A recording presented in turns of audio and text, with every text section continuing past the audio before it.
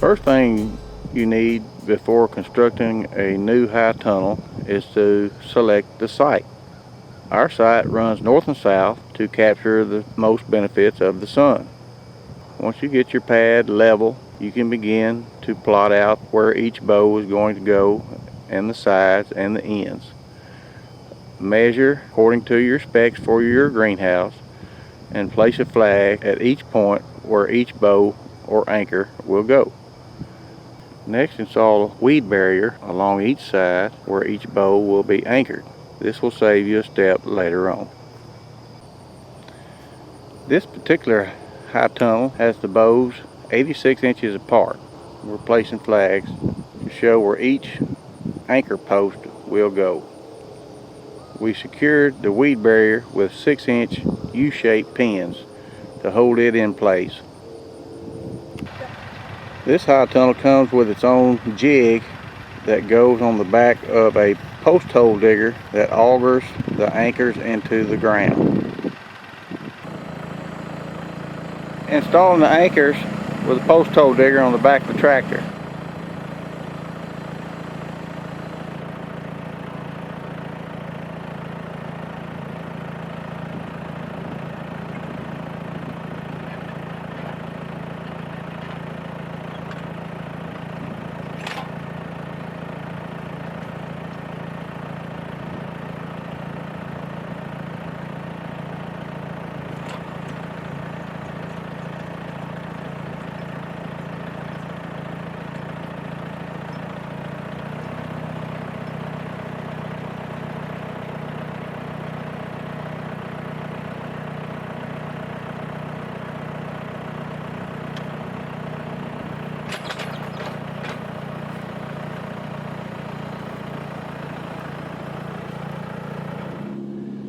Now with all the anchors in place, we'll come back with an iron bar, twist them the right way, and straighten them up a little bit.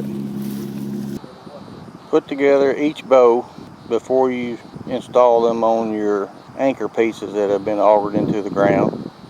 Get these all put together first before you stand them up. Apply WD-40 or some kind of lubricant to each of your anchor tops to make it easier for the standard purling to slip over the anchor. Each anchor is in place and each bow has been installed, and you can come back and straighten any of your bows that need to be straightened or that are out of line a little bit.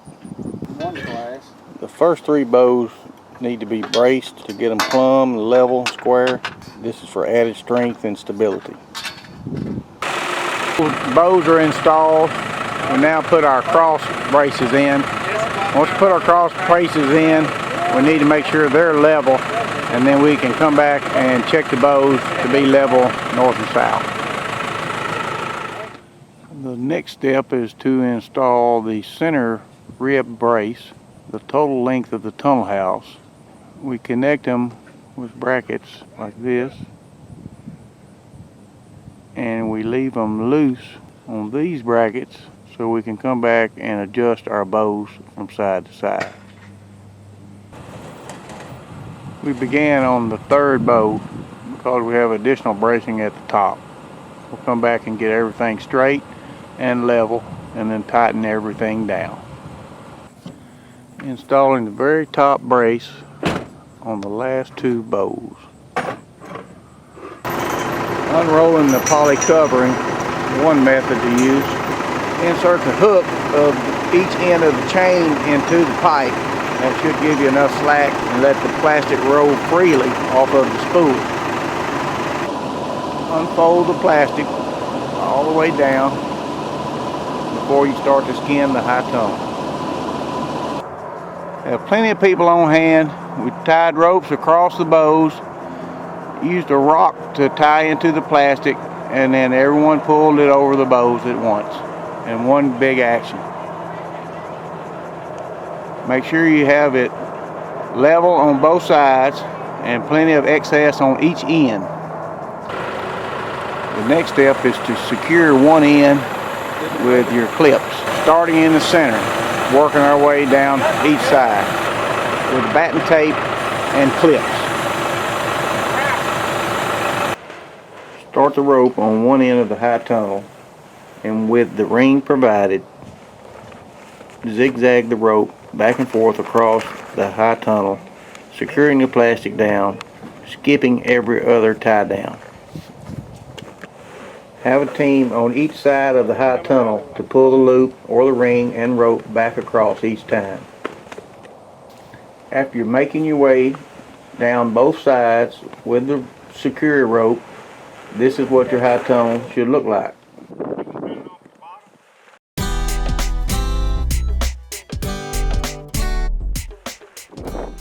After securing the top of the excess plastic for the top of the door, apply the straight pieces of galvanized pipe. Leave both sides free so the door will be able to roll up and down. Cut the excess off so you don't have too much to roll up onto the pipe or the door handle. Secure the top corners of the doorway to the main bow of the high tunnel. This keeps the wind from getting underneath the plastic and making a tear in it. Trim off any excess plastic from the door material. Once the top of the door is secure, now we're ready to install the roll-up pipe at the bottom of the doorway. Trimming the excess material away so the door is not too wide. You want to overlap on each side of the door opening for about 3 feet. Now we're ready to install the door handle. Insert the door handle in between the two upright door frames on each side.